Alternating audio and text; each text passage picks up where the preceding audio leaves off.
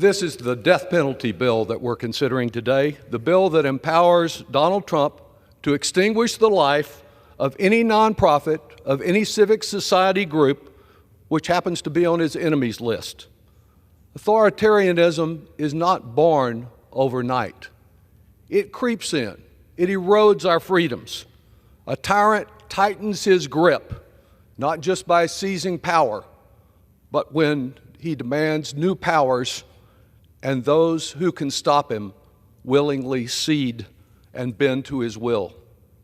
Opposing terrorism and hostage taxation, truly, those are not even issues this morning. But fascism is. And today we must show that we are more than a speed bump on the path, on the march to fascism. Of course we oppose terrorism and all who support terrorists. That's why it's already a federal criminal offense to provide material support for terrorism or foreign entities that are supporting or engaged in terrorism. Tax-exempt organizations are already prohibited from engaging in illegal activity.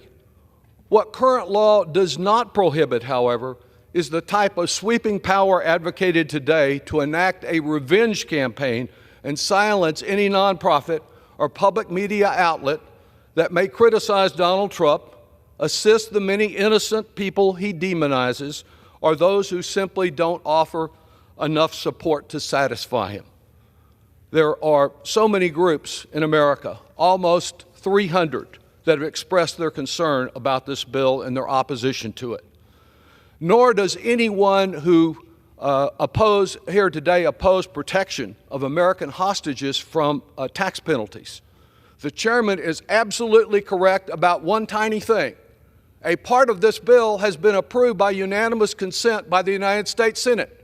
That's the part that he won't let us consider today as a freestanding bill, which as late as Monday we tried again to have presented here because we could have unanimous consent here to protect those hostages. No, what he is doing is holding the hostage tax provision hostage in order to provide more power to Donald Trump. And Chairman Smith did not bother to disclose to this House that on October 1st of this year, the Internal Revenue Service renewed relief for taxpayers affected by terrorist attacks, postponing the hostages' tax filings and payment deadlines. Without our approving even the legislation we support, hostages would not face penalties or interest costs.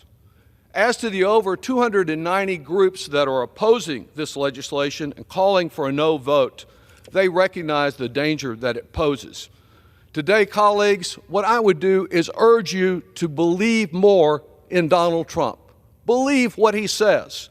Listen when he says the press is the enemy of the people. Listen to him when he declares, "I am your justice, I am your retribution." Listen to him when he says he will be a dictator on day one. Trump will not use this provision being provided today as a shield to protect us from some foreign terrorism. He will use it as a sword against those he views as his political enemies. Today's vote is a chance for this House to take Trump at his word. A no vote signals that we will not be accomplices in turning threats into reality. If this bill were to become law, we would hand him a bludgeon for a crusade against those who he deems the greatest danger to America, what he calls the enemy within.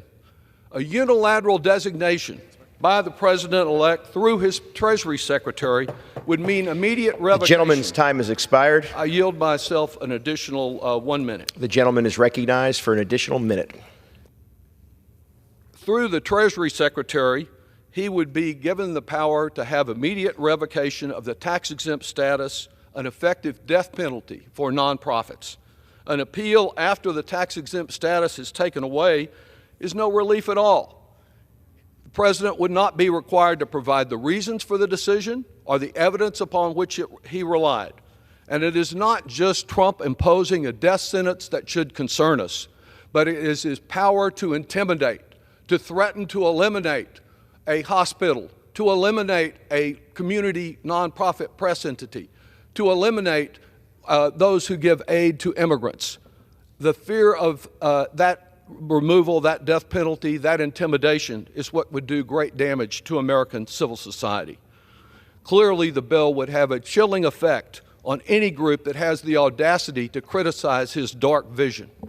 So surely the first rule of confronting a wannabe tyrant is not to provide him more tools to achieve that tyranny. I yield back. I reserve the balance of my time. The chair would remind members, despite the